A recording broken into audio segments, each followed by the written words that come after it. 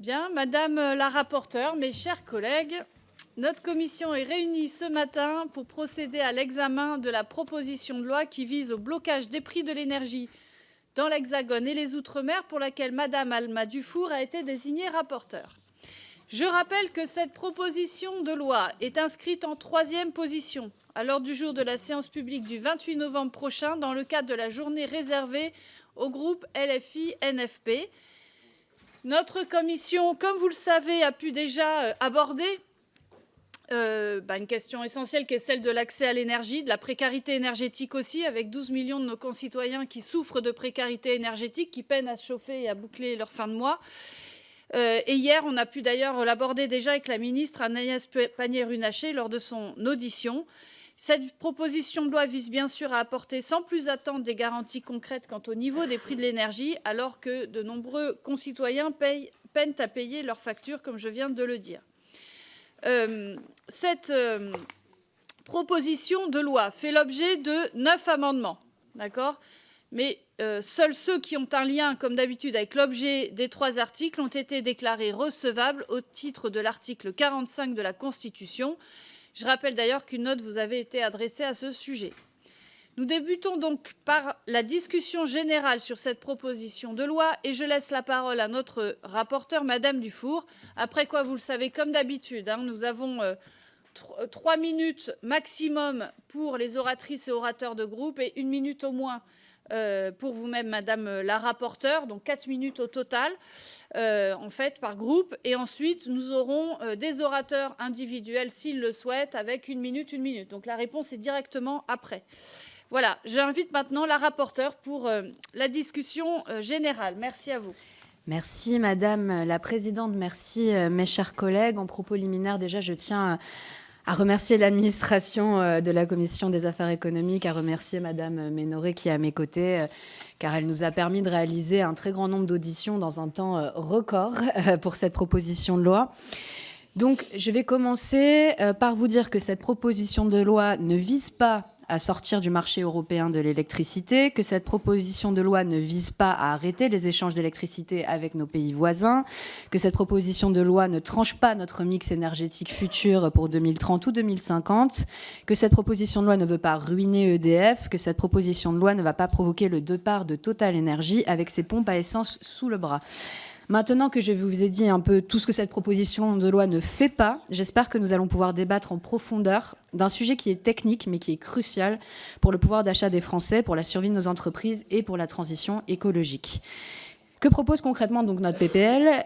L'article 1 vise à bloquer temporairement, je dis bien temporairement, les prix de l'électricité, du gaz et du pétrole pendant 12 mois au niveau de référence de ceux qu'ils étaient avant la crise du Covid. Concernant les Outre-mer qui bénéficient déjà d'un système de prix de l'énergie encadré, ce qui leur garantit des prix bien plus contenus que ceux de l'alimentation, nous précisons que le niveau des prix bloqués doit être inférieur qu'en Hexagone, car le revenu médian est fortement inférieur dans de nombreux territoires. Notre article 2 est plus structurel, il vise à régler les problèmes des prix de l'énergie sur le plus long terme. Nous proposons de retourner au système du TRVE et du TRVG que nous n'aurions jamais dû quitter. Concernant le TRVG, il s'agit donc de revenir à un tarif qui encadre davantage les prix finaux payés par les consommateurs et les marges dans la fourniture face aux abus répandus des fournisseurs sur les factures des ménages et des petites entreprises. Concernant le TRVE, nous sommes alignés avec les recommandations de la CRE qui sont sorties hier, qui demandent que l'on maintienne ce dispositif, contrairement à l'autorité de la concurrence. Nous n'avons d'ailleurs pas très bien compris ce que demande l'autorité de la concurrence et nous ne sommes pas vraiment sûrs qu'elle l'ait compris elle-même. Nous jugeons par ailleurs qu'il est indispensable que le TRVE soit étendu à tous les consommateurs comme c'était le cas auparavant. Mieux encore, étant donné que la France est le premier exportateur net d'électricité d'Europe, que 80% de cette électricité est produite par EDF, qu'EDF est détenu à 100% par l'État, il y a donc 0% de raison que la puissance publique ne décide pas elle-même des prix payés par les consommateurs français. Nous proposons donc de fixer le TRVE au plus proche des coûts de production nationaux, sans compensation des fournisseurs alternatifs, et de maintenir les échanges d'électricité, et ce point est important, avec nos voisins, au prix de marché européen. Nous n'avons pas besoin de respecter un prix de marché européen pour les consommateurs nationaux. Ils dépendent des interconnexions. Les échanges d'électricité, en fait, préexistaient entre les États membres avant la mise en place de ce prix européen. Ils dépendent des interconnexions physiques qui, lorsqu'elles sont saturées, génère d'ailleurs un prix de marché européen différent en fonction des États membres. Hier, par exemple, j'ai fait le petit test à 9h du matin sur le marché spot européen. Le prix français était ainsi de 112 € le mégawattheure, tandis que le prix allemand de 157, le prix italien étant de 160 € le mégawattheure. Aujourd'hui, les interconnexions ne sont pas saturées. Vous voyez que nous sommes tous alignés autour de 100 € le mégawattheure à cette heure-ci, ou en tout cas quand j'ai regardé avant de venir. La mesure que nous proposons permet littéralement de diviser par 2 les factures d'électricité des Français, des TPE, des PME, des collectivités, ni plus ni moins. L'article 3, que vous avez déjà eu l'occasion d'examiner l'année dernière dans notre niche, s'attaque aux marges dans le raffinage des carburants, à l'heure où nos concitoyens souffrent de la moindre variation des prix à la pompe. Pourquoi maintenant cette proposition de loi, me direz-vous, alors que les prix de marché ont baissé sur l'électricité et sur les gaz?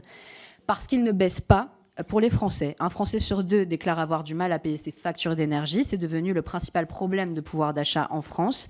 Il y a eu 1 million de procédures pour impayés en 2023, 49% de plus que pendant le Covid, qu'avant le Covid. 30% des Français auront froid cet hiver. Ce sont les chiffres du médiateur de l'énergie. Voici des témoignages que je reçois dans le cadre de cette proposition de loi. L'année dernière, nous avons passé l'hiver avec 10 degrés, n'ayant pas les moyens de se chauffer. Cet hiver, ce sera encore la même chose. Nous avons anticipé et isolé les fenêtres avec du papier journal et des cartons. J'habite dans le Limousin, je dors avec un sac de couchage et un pull. Je dors mal car j'ai froid, parce que je ne peux pas payer mon électricité. L'année dernière, en chauffant ma chambre à 15 degrés et en utilisant juste mes plaques de cuisson, j'ai eu une régularisation de 700 €. J'ai dû demander de l'argent à ma famille. 1 900 € de régularisation pour un salaire. Nous avons dû faire un crédit à la consommation pour payer cette facture. J'ai eu le droit en 2023 à un rappel de 700 € pour ma consommation, pourtant économe, de 2022. Depuis, je ne me chauffe plus. C'est simple. Donc si les prix de marché ont baissé, les factures des Français ne baissent pas et ont pris 45% en 3 ans pour l'électricité, 60% depuis 2019, et la volonté du gouvernement de se rembourser le bouclier tarifaire avec l'augmentation de la TICFE apparaît dès lors comme un abus de faiblesse. Pourquoi cette proposition de loi? Parce que les faillites ont battu un record sans précédent depuis 12 ans. Nous avons pourtant alerté sur les conséquences que la crise de l'énergie aurait sur nos boulangeries, sur nos PME industrielles et sur les 110 000 emplois menacés à court terme dans l'industrie. Les ministres qui nous disaient que nous exagérions à l'époque affirment maintenant la mine grave que les faillites sont dues au prix de l'énergie. Si l'avalanche de plans sociaux est vraiment due au prix de l'énergie, il paraît évident que nous devons réagir le plus vite possible. Pourquoi cette proposition de loi? Car rien ne garantit que les prix de l'énergie ne remontent pas en flèche dans les prochains mois. Aucun acteur auditionné, de la Creux à EDF, n'est capable de vous donner le prix de marché de l'électricité dans un an. L'élection de Trump ne présage rien de bon au vu de notre dépendance accrue au gaz naturel liquéfié américain. La Banque mondiale nous a alerté depuis 1 an sur le risque de crise énergétique sans précédent si la déstabilisation du Proche-Orient se poursuit. Sans parler des grands bouleversements géopolitiques que nous pourrions connaître rapidement, le prix de l'électricité allemand dévisse déjà pour cet hiver. Ils ont atteint un pic à 800 € le mégawattheure le 16 novembre dernier. Le fonctionnement du marché européen est ainsi fait que les consommateurs français paient déjà en partie les prix hauts en Allemagne. Lorsque nous avons commencé la rédaction de cette proposition de loi, donc c'est-à-dire il y a à peu près 1 mois, début octobre, les prix spot étaient régulièrement autour de 50 € pour la France. Nous sommes désormais au double.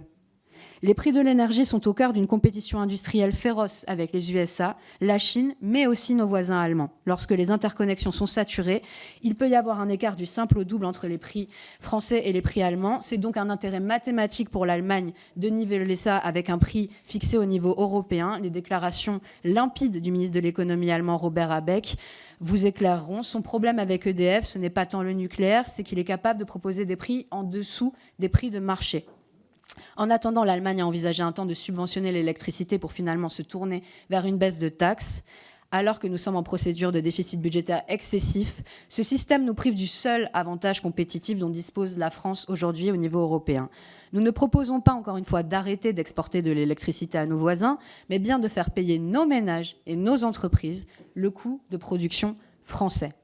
Pourquoi cette proposition de loi enfin? Car les mécanismes mis en place jusqu'à présent ont été des échecs. Le bouclier tarifaire a été un échec, un des plus retentissants de ces dernières années. Il nous a coûté au final 36 milliards d'euros.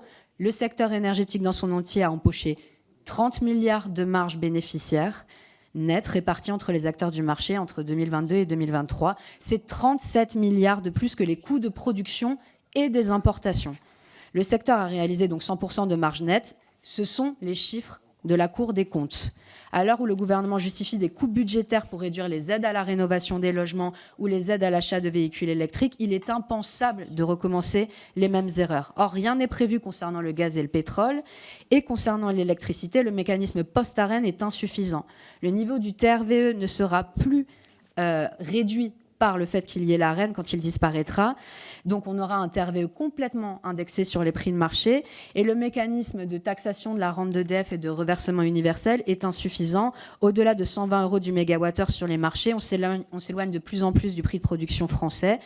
La taxation de la rente ne concerne que le nucléaire historique d'EDF et par ailleurs, rien ne garantit, je répète bien, rien ne garantit que les fournisseurs répercutent cette baisse de taxes. Oui, ils la répercuteront sur la facture, mais ça ne veut pas dire que leurs marges n'augmenteront pas d'autant. Quand nous avons posé la question aux différents acteurs que nous avons auditionnés, aucune réponse n'a été apportée, sauf l'existence d'une libre concurrence sur le marché de l'électricité. Or, je le dis et je l'affirme clairement, la libre concurrence sur le marché de l'électricité, elle n'existe pas.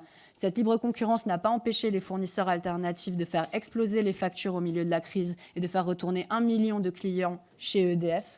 Cette libre concurrence, aujourd'hui, n'empêche pas les gens de rester bloqués dans des contrats, notamment avec un TRVE d'EDF qui est plus élevé que les prix de marché, car ils ont peur des coupures et qu'ils ont été traumatisés de ce qui s'est passé pendant la crise. C'est d'ailleurs la raison pour laquelle l'ACRE demande le maintien des TRVE.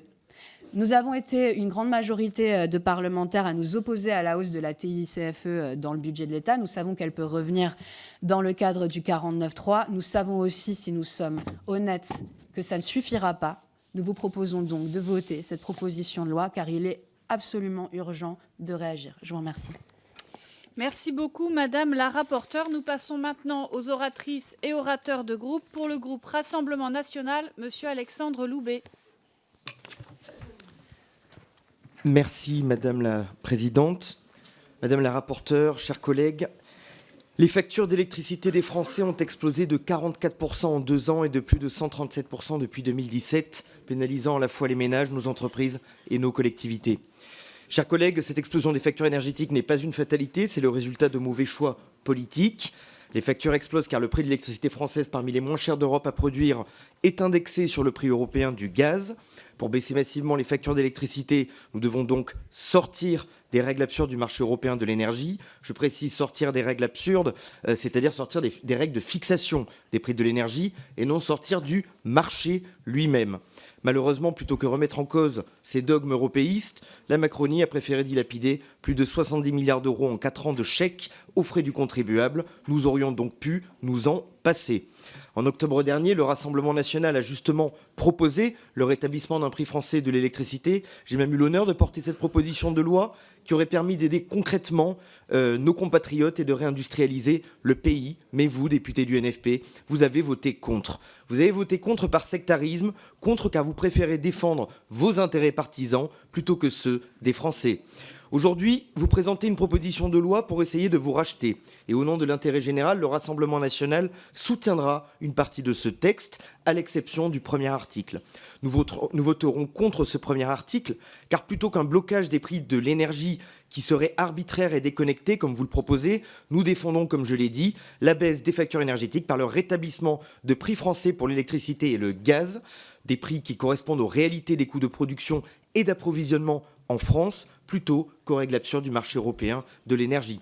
Concernant votre deuxième article, le Rassemblement national soutient l'élargissement des bénéficiaires des tarifs réglementés de vente de l'électricité et le rétablissement des tarifs réglementés de vente du gaz. Je note d'ailleurs que la rédaction d'une partie de cet article est quasi mot pour mot celle de ma proposition de loi d'octobre dernier. C'est pourquoi nous voterons en faveur de l'article 2, en proposant toutefois quelques modifications rédactionnelles et en émettant plusieurs réserves, notamment sur la rémunération d'activité que vous plafonnez arbitrairement à 10% de marge nette. Enfin, nous soutiendrons votre troisième article qui vise à baisser la facture des carburants par l'encadrement des marges brutes de raffinage. Nous aurions préféré baisser la TVA de 20 à 5,5% sur les carburants. Malheureusement, le règlement de l'Assemblée ne nous le permet pas. Permettez-moi cependant de m'étonner agréablement que pour une fois, la gauche se soucie des automobilistes alors qu'elle est la première à leur imposer des contraintes au nom de l'écologie punitive. Chers collègues, le RN abordera cette proposition de loi avec une attitude constructive. J'invite les autres groupes à faire de même. Soutenir le pouvoir d'achat des Français et la compétitivité des entreprises mérite d'agir sans sectarisme. Je vous remercie. Merci, Monsieur Loubet. Madame la rapporteure. Alors, je prends note, Monsieur Loubet, de la proposition du Rassemblement national. Je précise sur l'article 1, qui est celui qui ne vous convient pas. Alors, effectivement, on laisse au gouvernement le soin de fixer par décret, puisque c'est une disposition à prendre par décret, donc on ne peut pas indiquer les prix. Peut-être pour répondre à certaines de vos inquiétudes, concernant l'électricité et le gaz, nous recommanderions au gouvernement de fixer ce blocage des prix au niveau qui résulterait de la fixation du nouveau TRVE et du nouveau TRVG, c'est-à-dire notamment pour l'électricité, 141 € le mégawattheure, toute taxe incluse. Pour le pétrole, effectivement, nous avons des divergences. Encore une fois, nous considérons que dans la mesure où ce blocage est temporaire, nous ne provoquerons pas de pénurie d'acheminement du carburant et que nous pouvons redescendre à des prix qui étaient ceux d'avant le Covid. Nous avons fixé une valeur cible à 1,49 centimes d'euros, 1,49 € pardon, le litre, sur, il me semble, le samplon, c'est ça, si je ne me dis pas de bêtises. Bon. Sur l'article 3, effectivement, il faut encadrer les marges des raffineurs, car c'est là que se font les profits. J'arrête. Merci, Madame la rapporteure. J'ai oublié de vous dire que vous aurez évidemment le temps que vous souhaitez pour répondre de façon complémentaire à la fin des interventions des oratrices et orateurs de groupe. Pour le groupe EPR, Monsieur Stéphane Vogetta. Merci Madame la Présidente, Madame la rapporteure, chers collègues. Madame la rapporteure, votre proposition de loi propose de bloquer les prix de l'énergie dans l'immédiat, puis de revoir la méthode de calcul des tarifs réglementés de l'électricité, de remettre en vigueur les tarifs réglementés du gaz et enfin d'encadrer les marges sur les activités de raffinage des hydrocarbures. Je ne m'attarderai pas excessivement sur l'article 1. Nous sommes contre le blocage des prix parce que nous croyons dans l'économie de marché. Vous y êtes favorable car vous penchez plutôt pour une économie administrée. Ça n'appelle pas de commentaires particuliers. En revanche, dans l'article 2, vous proposez d'instaurer une nouvelle méthode de calcul des tarifs réglementés de l'électricité en l'indexant sur les coûts de production. J'aimerais donc que vous expliquiez plus en détail, Madame la rapporteure, dans quelle mesure une telle méthode de calcul aurait un effet sur la facture d'électricité des Français, puisqu'il me semble que le niveau actuel des tarifs réglementés est justement équivalent au coût de production. J'aimerais également comprendre ce qui vous a amené à indiquer dans l'exposé des motifs de la proposition de loi que les tarifs réglementés reflétaient les prix de marché, alors que ce n'est absolument pas le cas et cela ne l'a jamais été. D'autre part, j'aimerais également vous interroger sur l'effectivité des dispositions défendues à l'article 2 concernant le gaz. Comme vous le savez, Madame la rapporteure, le Conseil d'État a estimé dans une décision de 2018 que les tarifs réglementés du gaz étaient contraires au droit de l'Union européenne, ce qui l'a donc conduit à annuler des décrets concernant ces tarifs réglementés. Ainsi, j'aimerais savoir, dans l'hypothèse où l'article 2 serait adopté, comment vous compteriez faire appliquer ces dispositions et notamment comment vous comptez contourner le Conseil d'État. Enfin, vous avez choisi de financer les différentes dispositions de l'article 2 en mettant, je cite, à contribution les marges des énergéticiens. Mais comment envisagez-vous la façon dont les énergéticiens tels qu'EDF ou leurs concurrents développant des énergies renouvelables vont pouvoir investir dans de nouvelles installations s'ils ne peuvent plus dégager les marges nécessaires? Enfin, je souhaite noter une nouvelle fois l'inconséquence du Rassemblement national sur la question énergétique. J'aimerais comprendre, notamment Monsieur Loubet, votre raisonnement lorsque vous supprimez l'article 1 au motif qu'il instaure un blocage des prix, je cite, arbitraire, car instauré par décret par le gouvernement, puis vous proposez de réécrire l'article 2 en instaurant un blocage des prix par décret gouvernemental. Peut-être faut-il signaler que ce n'est pas parce que vous transformez un blocage des prix mélanchoniste à l'article 1 en un blocage des prix lepéniste à l'article 2 que l'un est moins arbitraire que l'autre. J'aimerais aussi savoir, Monsieur Loubet, comment vous comptez faire pour protéger le secret des affaires d'EDF et sa capacité à évoluer sur un marché concurrentiel tout en publiant le détail de leurs coûts de production au journal officiel. Chaque article de cette PPL propose donc des dispositifs soit démagogiques, soit inopérants, qui auraient des impacts très négatifs pour les acteurs économiques et les producteurs d'électricité. Pour l'ensemble de ces raisons, le groupe Ensemble pour la République votera contre cette proposition de loi. Merci.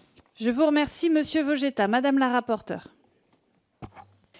Alors concernant le TRVE, Monsieur Vogetta, si, je vous le confirme, et regardez sur le site de la Creux, le TRVE est en fait le coût d'approvisionnement de l'électricité est fixé par rapport au prix de marché lissé sur 2 ans. Alors c'est pas le prix de marché spot, et c'est d'ailleurs pour ça que le TRVE 2024 est excessivement élevé. La part énergie est à plus de 130 € le mégawattheure, alors qu'on a aujourd'hui des prix de marché en cale cale 2025, ça veut dire acheter pour un an, donc là, pour cette année, autour de 75 € le mégawattheure pour la France. Donc si, bien sûr, le TRVE est indexé sur les prix de marché en partie, et c'est bien ce qui fait que nous voulons en revoir le mode de calcul.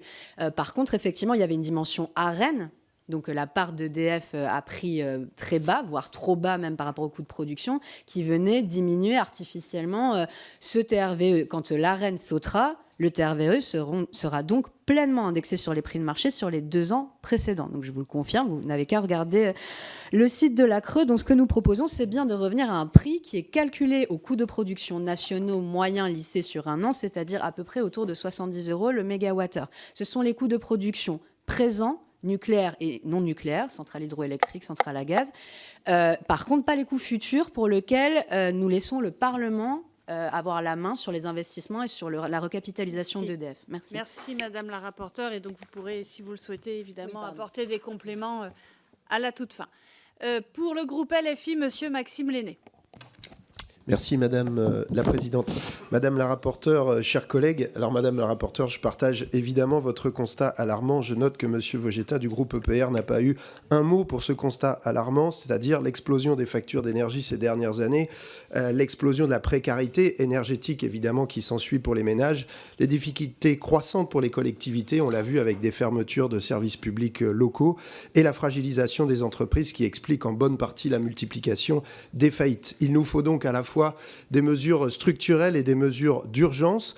Les réponses du gouvernement, des différents gouvernements Macron jusque-là ont été notoirement insuffisantes. Le bouclier tarifaire, alors certes, a été une forme de protection, mais au prix d'un enrichissement des énergéticiens par les contribuables qui justifie aujourd'hui les coupes dans le budget. Et puis, dans ce fameux budget 2025, on a le mécanisme post-AREN, donc qui est censé prendre la suite du dispositif qui est en vigueur jusqu'à fin 2025.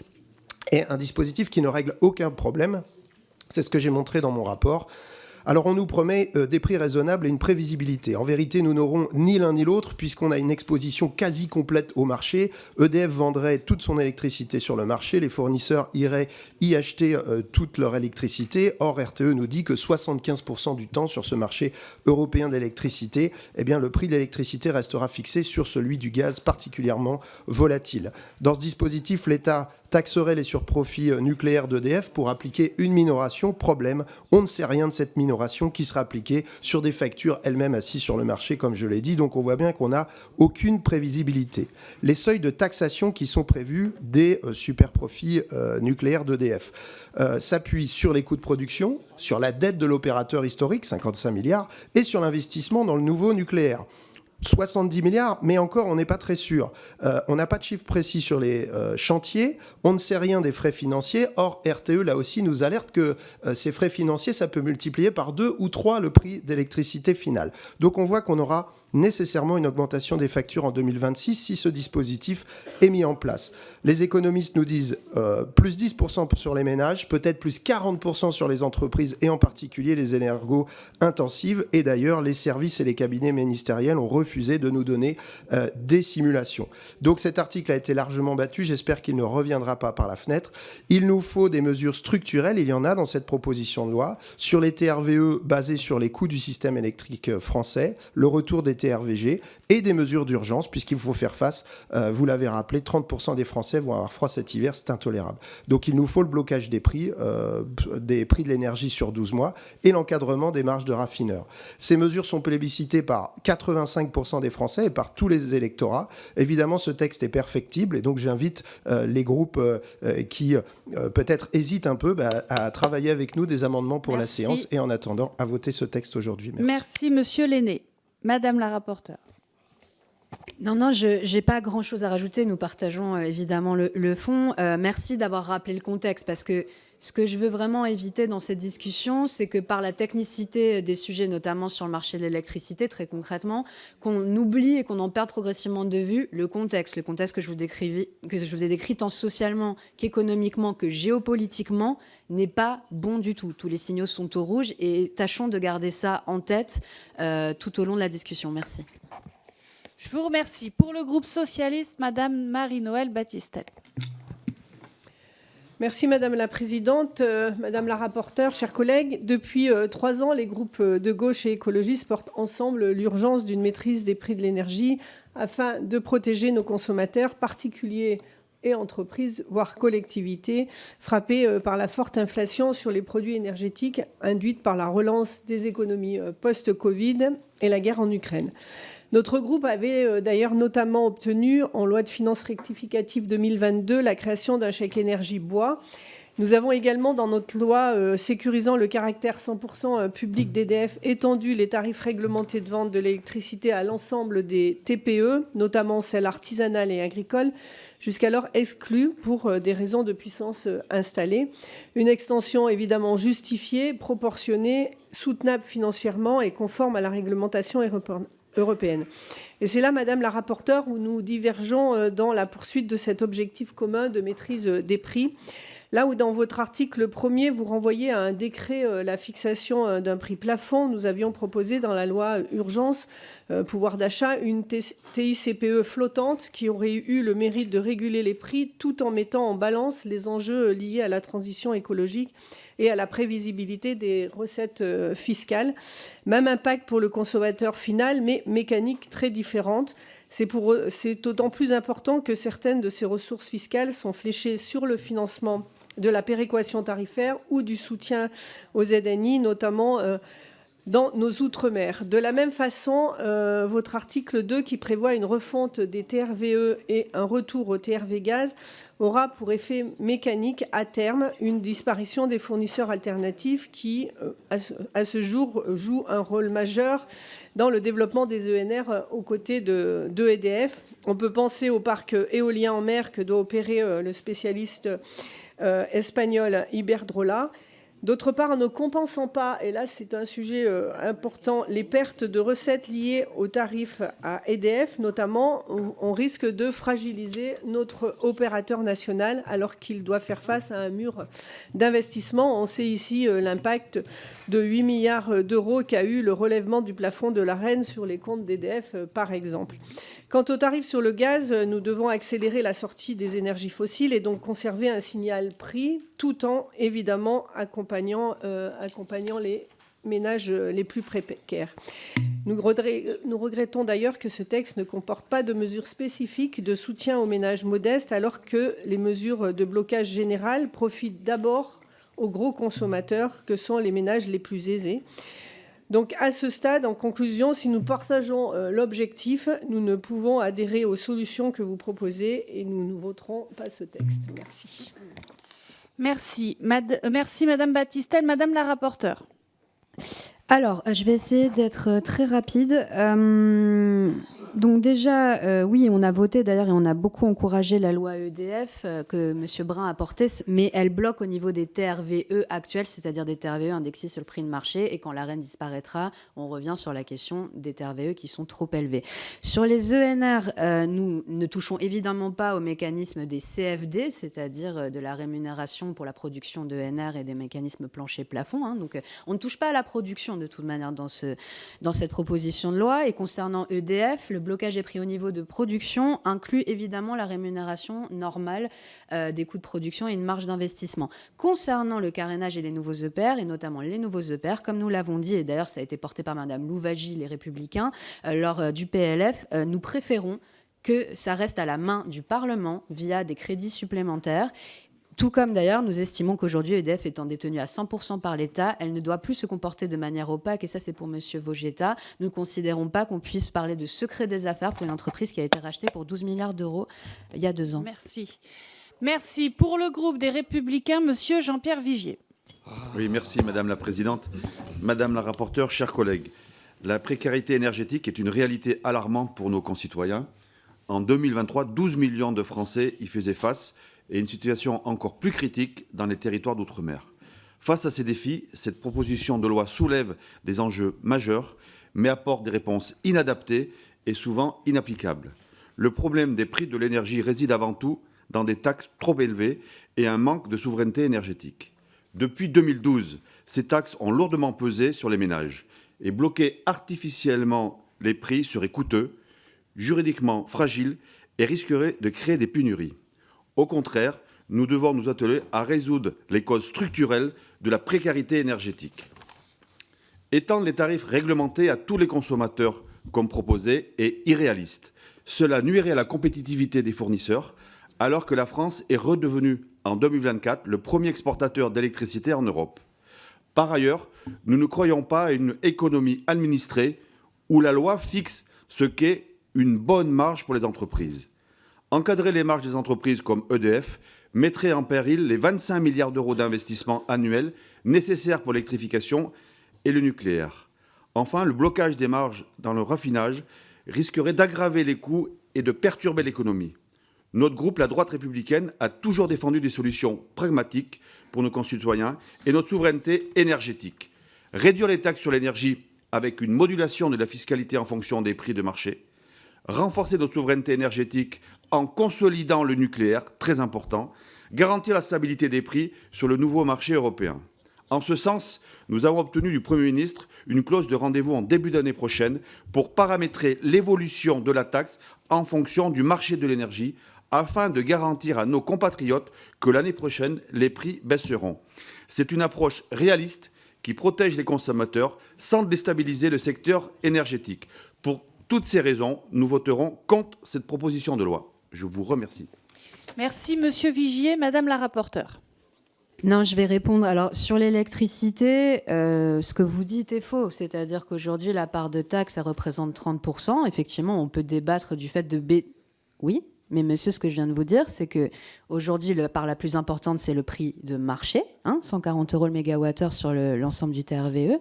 Ensuite, comme je viens de vous dire, on n'a aucune garantie que le prix de marché ne va pas augmenter. Comme je vous ai dit, depuis un mois, moi, sur le marché spot, je vois un doublement des prix du marché spot. On est passé de 50 à 70 € en fonction des heures à 100 € aujourd'hui. Regardez, c'est simple, vous pouvez monitorer tous les jours, vous verrez à quel point c'est volatile. Donc, vous n'apportez pas de réponse, sinon l'affaiblissement des finances publiques, alors que je sais que vous êtes très attachés à la maîtrise de nos comptes publics. La question, c'est que la part énergie est plus importante que la part taxe sur l'électricité. Je précise d'ailleurs, j'en profite pour préciser que lors des questions individuelles, les oratrices et orateurs de groupe peuvent tout à fait s'inscrire à nouveau. Pour le groupe écologiste, Monsieur Benoît Biteau. Merci Madame la Présidente, merci Madame la rapporteure. Je m'exprime au nom de Julie Larnos qui a fait le travail avec la rapporteure pour le groupe écologiste et social. Chers collègues, donc nous remercions le groupe insoumis de remettre à l'ordre du jour ce fléau majeur qui persiste en France de la précarité énergétique. Vous l'avez rappelé, Madame la rapporteure, les chiffres sont criants. 79% des Français déclarent avoir restreint le chauffage pour ne pas avoir de facture trop élevée l'hiver dernier. Ce sont aussi près de 15 millions de Français qui sont en situation de précarité de mobilité.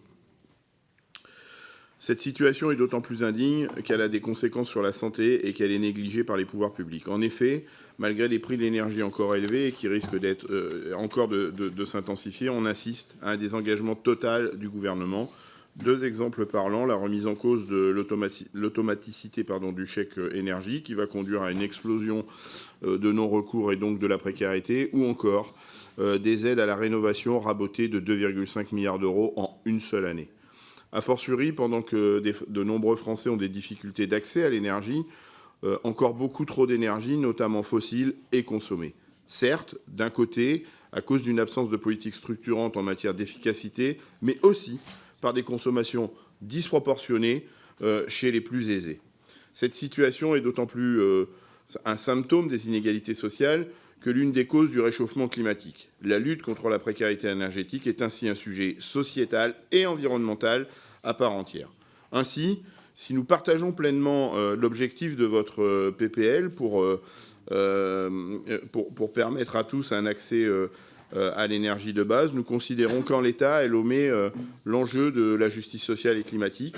Donc en l'état, cela nous pose des difficultés puisque elle protégerait de la même manière ceux qui ont les moyens d'avoir des consommations fossiles disproportionnées et ceux qui n'ont effectivement pas les moyens de se chauffer ou se déplacer.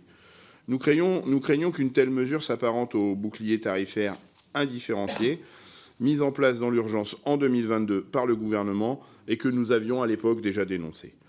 Ainsi, parallèlement à une nécessaire augmentation des aides ciblées, nous plaidons pour une tarification progressive de l'énergie qui permettent l'accès à des tarifs abordables pour les premières unités de consommation, pour garantir les besoins essentiels, et des prix progressifs pour les unités suivantes, afin de désinciter les usages superflus qui sont souvent l'apanage des plus riches. C'est pourquoi nous nous abstiendrons sur la proposition actuelle et nous proposons de travailler ensemble encore d'ici la séance pour trouver les moyens d'instaurer un blocage des prix progressifs sur les premières unités de consommation.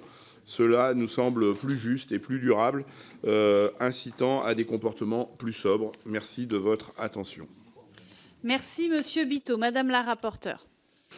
Oui, alors sur le principe, nous partageons la question de la tarification progressive. Nous avons d'ailleurs proposé à Madame Laernos de rédiger nous-mêmes des amendements que nous avons déposés que nous aurions déposés pour la commission. Donc, bon, nous comprenons mal l'abstention à ce stade, alors que nous avons fait part effectivement de notre accord de principe, de juste qu'il y a des difficultés de cerner et de cadrer les effets de bord quand on raisonne par unité de consommation, notamment sur l'essence. Je vous fais pas un dessin. Il faut savoir si les gros rouleurs sont des ménages modestes, jusqu'à quel point on peut raisonner en termes de quantité quand les trajets sont contraints par le domicile-travail. Tout ça sont des questions très sérieuses, très très sérieuses, et qui méritent évidemment qu'on s'y penche avec sérieux. On n'a pas eu le temps, nous, de faire ce travail-là pointu. On peut néanmoins, de façon principielle, soutenir vos positions et avancer là-dessus. Concernant le gaz, nous avons aussi proposé, pour des questions de signat au prix, de passer par la taxation, l'équivalent, l'assise sur le gaz, et d'avoir une modulation. Déjà, elle est inférieure à celle sur l'électricité, ce qui est un non-sens écologique et budgétaire total, et de voir pour une augmentation progressive pour créer un signal prix soutenable pour les ménages. Merci. Merci. Pour le groupe démocrate, Madame Louise Morel. Merci Madame la Présidente, Madame la rapporteure, chers collègues. Madame la rapporteure, vous souhaitez aujourd'hui lutter contre la précarité énergétique, et pour cela vous proposez deux solutions: bloquer les prix de l'énergie et encadrer les marges des énergéticiens. Le groupe démocrate, je vous le dis d'emblée, est opposé à l'adoption du texte que vous proposez. Je voudrais souligner que naturellement l'intention est louable, mais la manière dont votre texte est écrit, il soulève de nombreuses interrogations sur les conséquences économiques, sur l'applicabilité pratique, mais aussi plusieurs implications juridiques. Vous souhaitez débattre du fond, alors je vais y rentrer assez rapidement dans différents sujets. D'abord, je voudrais souligner que le blocage des prix des produits énergétiques pour 12 mois exigera naturellement de l'État une compensation des surcoûts de production, notamment en période de forte consommation, comme les pics hivernaux. Or, l'État, c'est nous tous, c'est nos concitoyens, et donc derrière votre proposition de loi, c'est finalement une hausse habituelle de la dépense publique que vous proposez. Cela générera un coût public considérable, restreindra les capacités d'investissement des énergéticiens, compromettant naturellement la modernisation de notre parc de production et l'intégration de solutions renouvelables.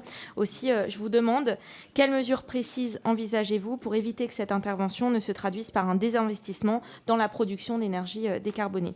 Deuxième sujet, je souhaite souligner que la réintroduction des tarifs réglementés du gaz et l'élargissement des tarifs réglementés de vente d'électricité à toutes les entreprises, quelle que soit leur taille et leur nature, tel que c'est écrit aujourd'hui, alourdirait considérablement la charge supportée par EDF et suscitera des conflits juridiques. En effet, le retour du TRV gaz contreviendrait aux directives européennes et aux décisions du Conseil d'État. Quelles solutions concrètes, au-delà des déclarations d'intention, aussi au-delà de la communication autour de votre texte, proposez-vous pour harmoniser ces ambitions avec le cadre réglementaire national et européen qui existe, tout en préservant la stabilité financière d'EDF? Enfin, concernant l'extension des tarifs réglementés de vente d'électricité à l'ensemble des entreprises, si on partage la volonté de rapprocher les tarifs proposés des coûts de production, il apparaît difficilement concevable qu'un prix défini 2 fois par an par une autorité administrative soit le meilleur moyen d'y parvenir. Nous pouvons d'ailleurs constater, vous l'avez rappelé, qu'à cette heure, les contrats de marché sont plus attractifs que les TRV. Je terminerai en disant et en ressoulignant que l'intention, oui, est louable, protéger les plus vulnérables des variations des prix de l'énergie, mais votre proposition, je crois, à date, manque de nuances. Elle propose une solution relativement simple à un problème infiniment complexe, avec des effets de bord non suffisamment évalués. Vous l'aurez compris, nous nous y opposerons, mais nous sommes naturellement ouvertes à vos réflexions sur le sujet et sur ces questions. Je vous remercie. Merci beaucoup, Madame Morel. Madame la rapporteure.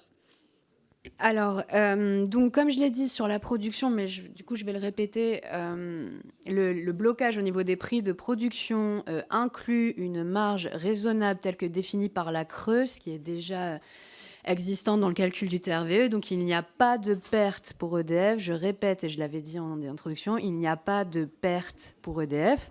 Concernant les autres producteurs, et notamment le secteur des renouvelables, nous ne touchons pas au mécanisme du CFD et donc au mécanisme du subventionnement de la production des énergies renouvelables. Donc, cette proposition de loi ne pose aucun danger pour la production d'électricité en France. Elle vient encadrer les marges excessif. Je vous ai dit 100% de marge nette en 2023. C'est quand même un miracle économique. Et là, encore une fois, je vous sors les tableaux de la Cour des comptes. Ce n'est pas la France Insoumise qui le dit. Donc là, nous venons encadrer les marges indues, excessives, réalisées et dans la production et dans la fourniture par l'ensemble, et dans le trading aussi d'énergie par l'ensemble des acteurs du marché de gros. L'autre point, je ne sais plus ce que vous me disiez. Bon, je m'arrête là. Voilà. Oui, je vous laisse y répondre peut-être en complément tout à l'heure. Pour le groupe Horizon, Monsieur Henri Alfandari. Ah, d'accord. Monsieur Henri Alfandari, alors. Merci Madame la Présidente, Madame la rapporteure, chers collègues. Le groupe Horizon n'accompagnera pas votre proposition de loi pour toutes les raisons qui ont été évoquées par nos collègues. Moi, je reste extrêmement étonné qu'une partie du travail qui a été fait lors de la dernière mandature ne soit pas repris dans le projet de loi de finances, ne soit pas repris sur des textes à venir, puisqu'on avait bien évoqué le fait que protéger nos concitoyens et les petites entreprises sur une remontée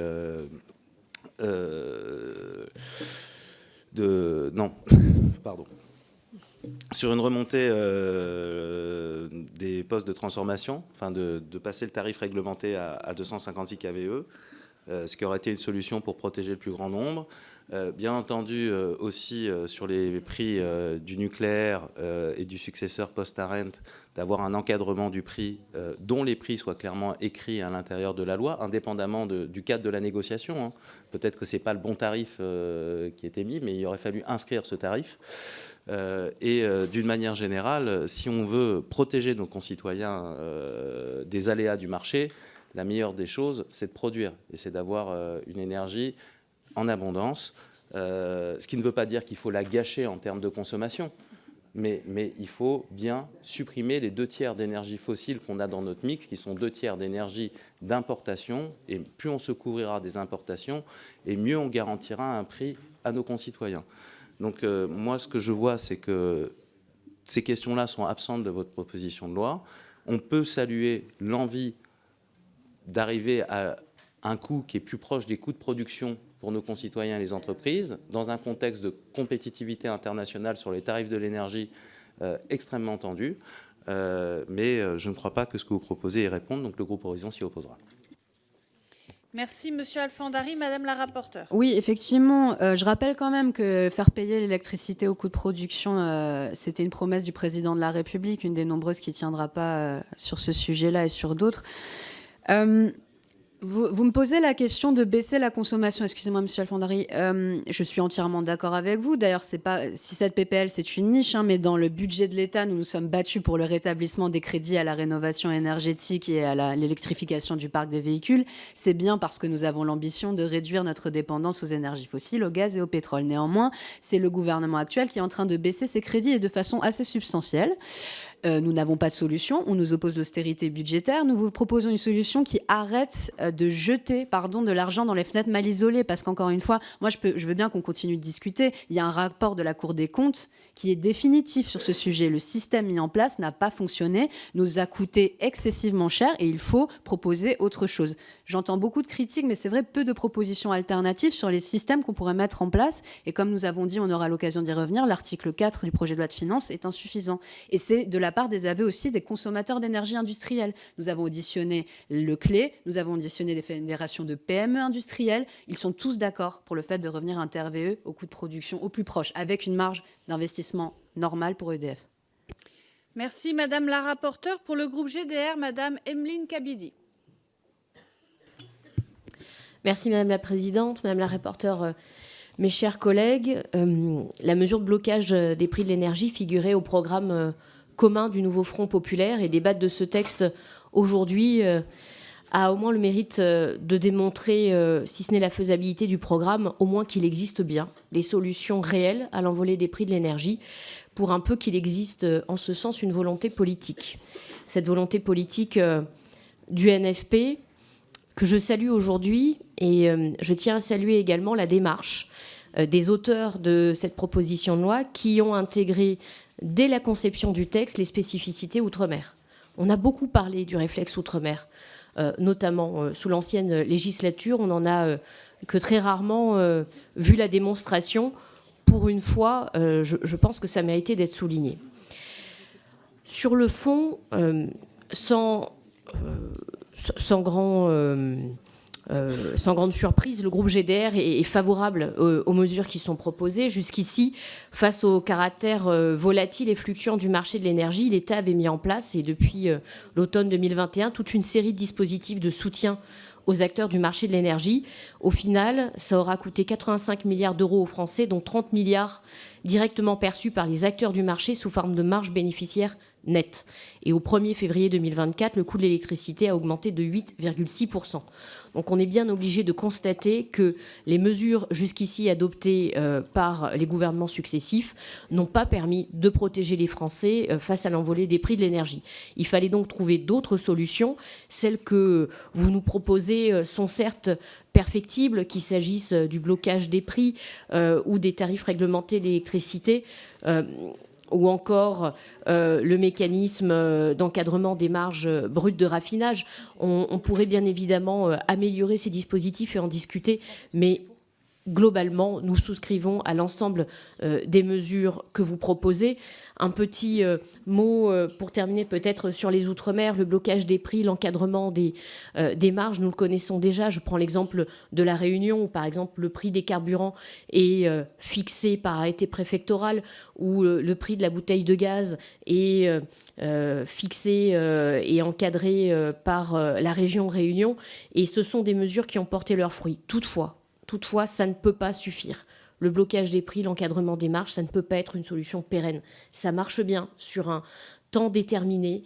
Ça marche quand on est en situation de crise, comme c'est le cas actuellement, mais ça ne peut pas être l'unique solution proposée. La preuve, c'est que chez nous, malgré tous ces encadrements, les prix continuent de s'envoler, la vie chère ne se solutionne pas. Et donc, il faut trouver d'autres mesures pour encadrer le marché tout entier, en finir avec les monopoles et, pour ce qui s'agit de l'électricité, revenir à un marché unique et réglementé. Merci. Merci Madame Kabidi. Madame la rapporteure. Je vous remercie beaucoup, Madame Kabidi. Effectivement, nous avons conduit de nombreuses auditions avec les observatoires des marges dans les différents territoires d'outre-mer. On nous a parlé de beaucoup de situations qui nous ont conforté dans l'idée effectivement que le blocage des prix par rapport, si on compare au prix de l'alimentation, était quand même une mesure utile, mais qu'elle était largement perfectible.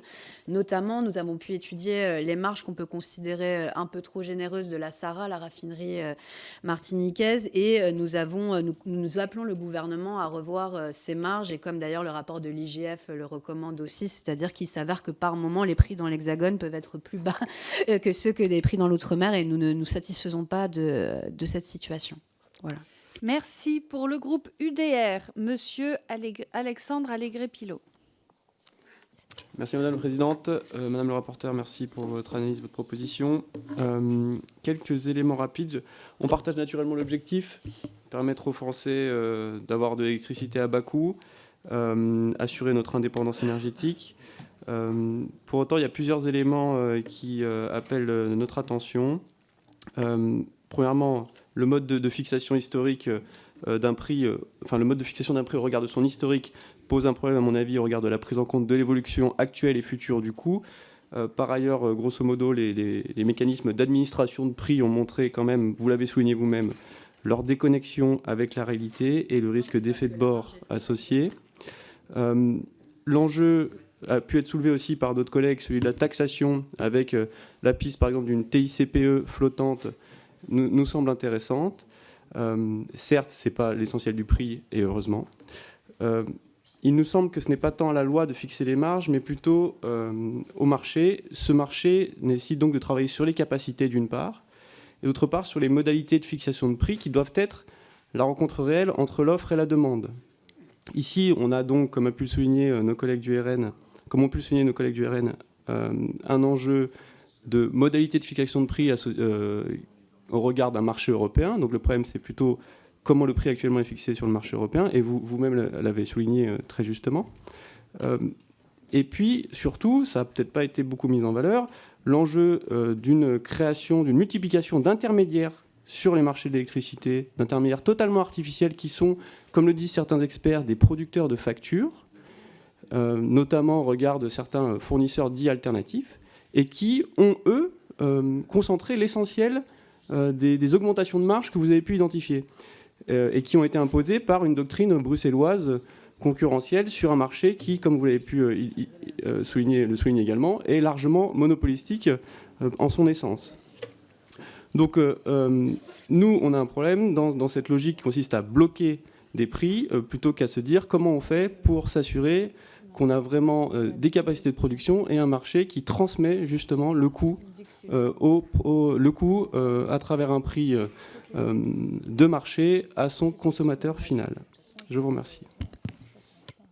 Alors, je pense que je reviendrai sur la TICFE flottante parce que plusieurs personnes ont soulevé ce point plus tard. Juste, effectivement, je confirme ce que vous dites sur les fournisseurs alternatifs, avec peut-être une précision, une nuance, c'est qu'en 2023, les marges ont été réalisées beaucoup dans la production. EDF s'est rattrapé pas mal de sa catastrophique année 2022, et on peut comprendre pourquoi, mais Total, Engie, enfin les gros producteurs et fournisseurs ont fait des marges énormes. Concernant les fournisseurs alternatifs, je suis tout à fait d'accord avec vous. Je dois vous préciser qu'on a travaillé cette proposition de loi avec un lanceur d'alerte qui travaillait chez un fournisseur alternatif qui a été épinglé par la Commission de régulation de l'énergie. Je peux vous dire que ce qu'il nous a raconté est même en deçà de ce que vous pouviez imaginer en termes de flouage du marché, d'effet d'aubaine permanent, constitutif, et même pas que pendant la crise, c'est encore le cas aujourd'hui. Donc effectivement, j'aurais aimé qu'il puisse être auditionné par l'ensemble de la Commission, parce que vraiment, c'est à vous faire passer le goût de laisser ce marché continuer à exister dans l'électricité en tout cas. Merci, Madame la rapporteure. Donc, nous avons maintenant une demande pour les orateurs individuels. Monsieur René Pilato. Merci, Madame la Présidente. J'aimerais m'adresser aux collègues qui parlent sans arrêt de souveraineté énergétique. Je rappelle que vous avez eu la souveraineté énergétique avec le général de Gaulle, qui, lui, a même fait un pôle public de l'énergie. L'OFCE prévoit 150 000 pertes d'emplois. C'est dû effectivement aux TPE, PME qui souffrent, et c'est dû aux ménages qui ne consomment plus. 150 000 emplois qui vont être perdus, ça veut dire que si on ne fait rien, il va y avoir un risque de récession en France. Cette PPL, même perfectible, bien sûr, elle est là pour desserrer les taux et pour éviter que la France ne tombe en récession. Donc, collègues, arrêtez vos postures, reprenez-vous, ressaisissez-vous, et réfléchissez bien à ce que vous dites et soyez cohérents, s'il vous plaît. Merci. Alors, nous en avons fini avec les interventions individuelles et nous allons maintenant passer à l'examen de la proposition de loi. Donc, pour l'article 1er et le premier amendement, je peux avoir dans la liste des amendements la grille en fait de d'habitude. Voilà, merci. Pour l'article 1er, amendement numéro 1 de Monsieur Allégret-Pilot. Alors Monsieur Allégret-Pilot, je vous laisse présenter l'amendement s'il vous plaît. On l'a défendu, je pense qu'on en a déjà parlé. Madame la rapporteure. Défavorable. Il s'agit d'un blocage des prix temporaires. Comme je l'ai dit, c'est d'ailleurs des systèmes qui existent déjà dans les territoires d'outre-mer. Et non, ils sont d'ailleurs, je vous ai dit, ça démontre son efficacité puisque on parle d'inflation alimentaire de plus de 100% ou 200% sur certains produits dans les outre-mer par le jeu des oligopoles et on va dire du caractère captif du marché. On voit qu'en bloquant les prix, on est sur des niveaux largement inférieurs d'augmentation. Nous, évidemment, bordons dans le temps cette mesure qui ne peut pas être structurellement maintenue en France. Nous recommandons des niveaux qui sont totalement soutenables pour les filières, comme je l'ai dit, au niveau du TRVE et du TRVG pour le gaz et l'électricité, au niveau d'à peu près 1,49, 1,50 pour le carburant. C'est un effort largement réalisable et qui pénalisera beaucoup moins les finances publiques parce qu'une TICFE flottante, en fait, c'est encore l'État qui va devoir compenser pour la hausse des marges et colossale dans le secteur de l'énergie. Je rappelle que Total Energy était le numéro 2 du CAC 40 en 2022 et qu'il augmente ses bénéfices année après année de façon exponentielle. Merci. Je vois qu'il y a un amendement identique de Monsieur Loubet. Oui, merci Madame la Présidente. Oui, Madame la rapporteure, comme j'ai eu l'occasion de le dire, nous proposons de supprimer cet article parce que pour baisser les factures de l'électricité, nous ne voyons pas les mêmes modalités pratiques. C'est-à-dire que plutôt qu'un blocage des prix qui serait déterminé par le Conseil d'État, qui serait donc une décision arbitraire déconnectée des réalités, mais je crois aussi surtout, et ça a été dit, une solution non pérenne parce que limitée dans le temps, et donc finalement une solution qui ne serait pas viable et qui en plus impliquerait de devoir pour l'État compenser financièrement la différence entre le prix de marché et le tarif imposé. Voilà, je crois que c'est vraiment pas une solution viable et en plus ça coûterait très cher aux contribuables. Nous, ce que nous vous proposons, c'est l'objet de nos amendements dans l'article 2, c'est justement de revoir les modalités de calcul des TRV d'électricité et des TRV gaz en les réinstaurant évidemment pour qu'ils puissent être déterminés, fixés par le gouvernement. Et d'ailleurs, cet article 1 n'a aucun sens si l'article 2 passe. Autrement dit, nous vous demandons de le supprimer. Par ailleurs, pour répondre aux attaques de M. Vogetta, que je n'ai sincèrement pas comprises, je tiens à préciser que les Français de l'étranger que M. Vogetta représente en Espagne et au Portugal ont eu la chance de bénéficier de dérogations aux règles du marché européen de l'énergie que M. Vogetta défend, qui ont permis de baisser les factures d'électricité en Espagne et au Portugal de 10 à 20%. Je crois qu'ils apprécieront de savoir que vous auriez été favorable au fait que vos électeurs paient une électricité beaucoup plus chère parce que décorrélée des prix de production. Merci Monsieur Loubet. Madame la rapporteure, souhaitez-vous à nouveau réagir ? Donc, s'il n'y a pas par ailleurs de... Enfin, peut-être juste un point, je suis désolée. Non, excusez-moi, mais la question se pose en cas de reprise de la crise de l'énergie, parce que là, en fait, là, il s'agit aussi des prix du carburant. Les prix du carburant, on n'est absolument pas en mesure de dire, encore une fois, quelles seront leurs évolutions dans les prochains mois. Comme je vous ai présenté au début, j'y suis pas revenue, le contexte géopolitique est extrêmement explosif. On ne peut pas dire là ce qui va se passer, mais concrètement, on pourrait repartir sur une hausse très importante des prix du brut. Donc c'est aussi pour parler de ces sujets-là et pour ne pas reconnaître ce qu'on a connu en 2022 qu'on parle du blocage des prix, notamment des carburants. Merci Madame la rapporteure. Nous passons maintenant... Alors, Monsieur Vogetta. Oui, une petite intervention en rebond pour répondre à Monsieur Loubet. J'avais pas l'impression que mon argument était extrêmement compliqué, mais simplement pour vous confirmer, moi effectivement, je représente les électeurs de ma circonscription, j'y vis et j'y paye mes factures d'électricité, et je vous confirme que effectivement, ils ont bénéficié d'une baisse de quelques dizaines de pourcents de leurs tarifs une fois que le système a été mis en place, mais c'était après avoir laissé les tarifs exploser de plus de 100%, alors que pendant ce temps-là, en France, nous avions protégé les consommateurs et nous leur avions évité de vivre dans le monde fantasmé par nos collègues de la France Insoumise qui le décrivent avec un misérabilisme auquel on commence à s'habituer.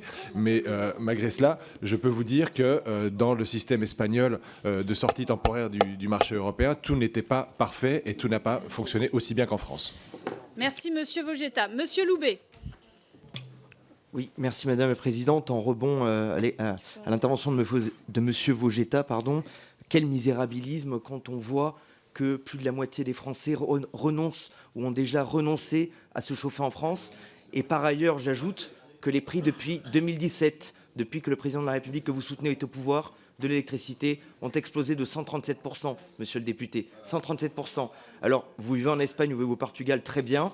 Ils ont bénéficié de dérogations aux règles du marché européen de l'énergie, au nom de quoi la France, qui paie des prix, qui produit une électricité parmi la moins chère d'Europe, ne bénéficierait pas des mêmes dérogations que ce que d'autres pays ont pu obtenir. Et la réalité, c'est que votre gouvernement a négocié des dérogations, mais elles ne profitent qu'aux groupes électro-intensifs et aux énergéticiens. Tant mieux pour eux, mais au nom de quoi les Français qui ont par le passé investi pour créer, développer ce parc nucléaire n'aurait pas aujourd'hui de retour sur investissement en justement pouvant bénéficier d'un prix compétitif que leur offre le parc nucléaire et hydraulique. C'est complètement absurde et nous maintenons la position du Rassemblement national, c'est de sortir des règles de fixation du prix de l'électricité au niveau européen pour que le prix de l'électricité corresponde au coût de production. Madame la rapporteure. Non, je ne peux pas laisser dire, Monsieur Vogetta, qu'on est misérabiliste. Je suis désolée, Monsieur Vogetta, vous avez qu'à faire du porte-à-porte dans les quartiers populaires de vos circonscriptions. Je suis désolée, monsieur. Une personne sur deux, une personne... Quand on me traite de faire du misérabilisme, de faire du Zola, oui, je vais vous répondre. J'étais encore hier avec des citoyens de ma circonscription qui me disent qu'ils payent 120 € pour une personne seule avec un chauffage central pris en charge par son bailleur HLM. 120 € pour 3 ampoules LED, et un téléviseur et un frigo. C'est ça la vérité. Allez voir les citoyens. J'étais encore en réunion il y a 2 jours. Il y avait 4 personnes. J'ai dit, qui a des problèmes de régulation de facture ?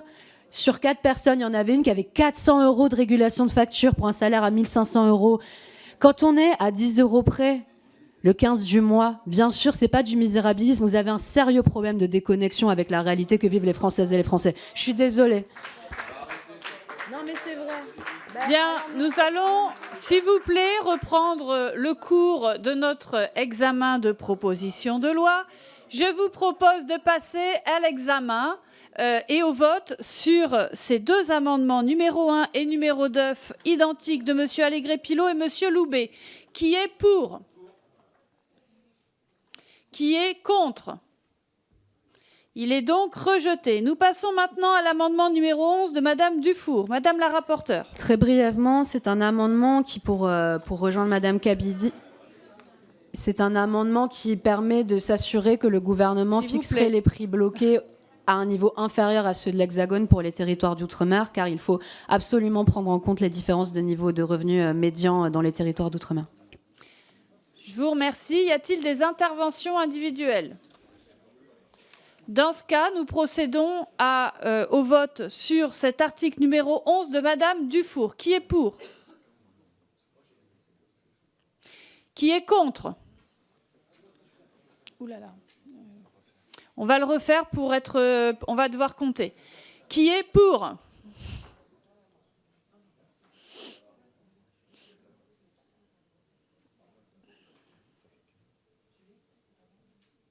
Okay. Qui est contre ? Alors, Monsieur Vogetta et Madame Dupont, je crois, ne sont pas inscrits et ne sont pas membres aujourd'hui de la Commission des affaires économiques à notre connaissance. Il est adopté. Nous passons maintenant au vote sur l'article 1er. Je vous informe que nous avons la demande d'un scrutin public sur cet article 1er de la part de députés du groupe LFI qui constituent au moins 10% des membres de la commission, puisque 7 membres en font la demande selon l'article 44 du règlement. 8 membres, pardon. Donc il y a bien un scrutin public sur cet article 1. Donc on va devoir procéder à l'appel nominal.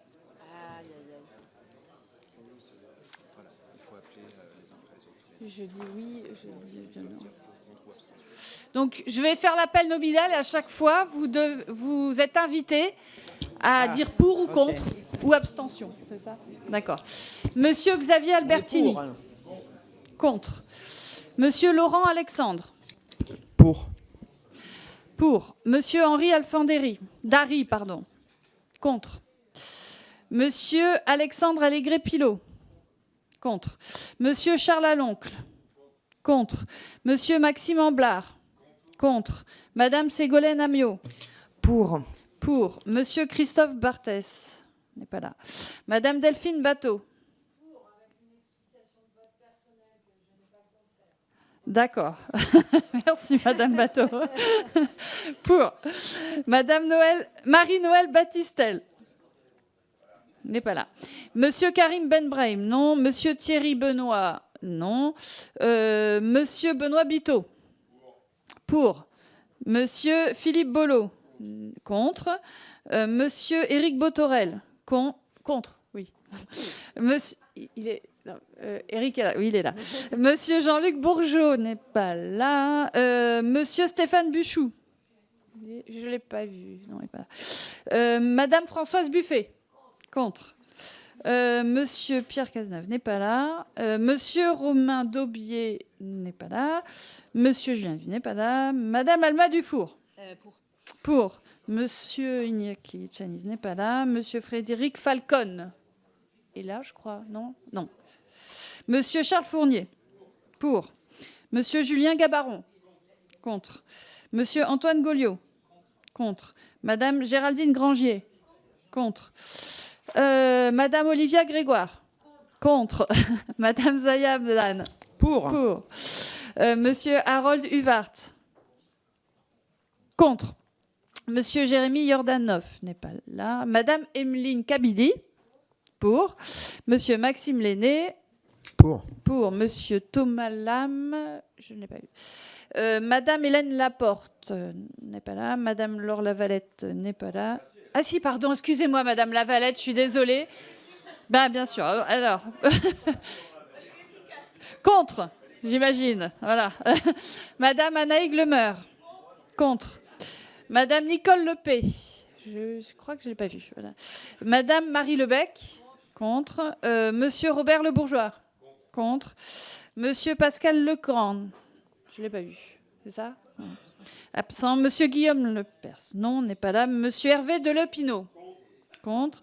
Monsieur Laurent Lardy n'est pas là. Monsieur Alexandre Loubet. Contre. Madame Sandra Marceau. Contre. Monsieur Patrice Martin. Contre. Monsieur Max Mathiazin n'est pas là. Monsieur Nicolas Maisonnet n'est pas là. Madame Manon Meunier. Pour. Monsieur Paul Midi. Contre. Madame Louise Morel. Contre. Monsieur Christophe Negelen n'est pas là. Monsieur Philippe Naillet n'est pas là. Madame Sandrine Nosbé. Pour. Monsieur Jérôme Nury qui vient d'arriver. Contre. Madame Sophie Panonacle n'est pas là, je crois. Monsieur Stéphane Peu n'est pas là non plus. Monsieur René Pilato. Pour. Monsieur Dominique Potier n'est pas là. Monsieur Richard Ramos. Contre. Monsieur Joseph Rivière. Contre. Monsieur Vincent Roland n'est pas là. Madame Valérie Rossi n'est pas là. Monsieur Boris Tavernier. Pour. Madame Nélanie Thomas n'est pas là. Monsieur Lionel Tivoli. Je crois qu'il n'est pas là. Ah non. Monsieur Stéphane Travers n'est pas là. Madame Aurélie Trouvé. Pour. Monsieur Jean-Pierre Vigier. Contre. Monsieur Frédéric Weber. Contre. Ah oui, je suis désolée, chers collègues. Si c'est possible. Ah, c'est le scrutin n'est pas clos. Autant pour moi. Bon, monsieur Jean-Luc Bourgeot. Contre. Et monsieur Vincent Roland. Contre. Voilà. Contre et contre. Contre. Et contre. Alors, je vous laisse me dire... Il y a un contre là. Bourgeot. Ouais.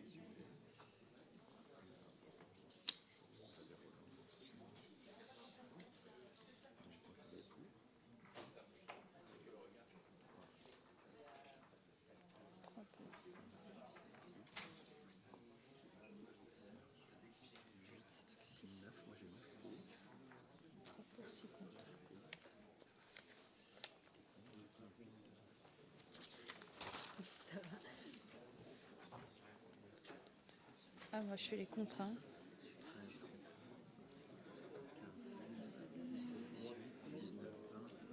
Vous faites les contre?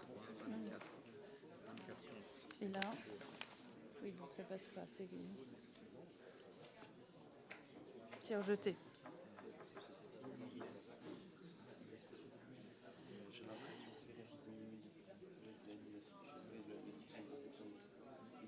Il n'est pas inscrit à la commission, monsieur Jean-Luc Bourgeot. Ah, il faut que je lui dise. Oui, alors, monsieur Jean-Luc Bourgeot, je crois que vous n'êtes pas inscrit à la commission des affaires économiques ce matin. Voilà. C'est madame Blin qui est inscrite ensuite. Voilà.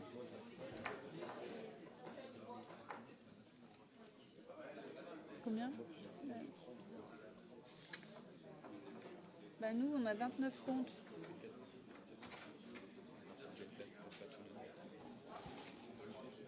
Oui, on va dire ça.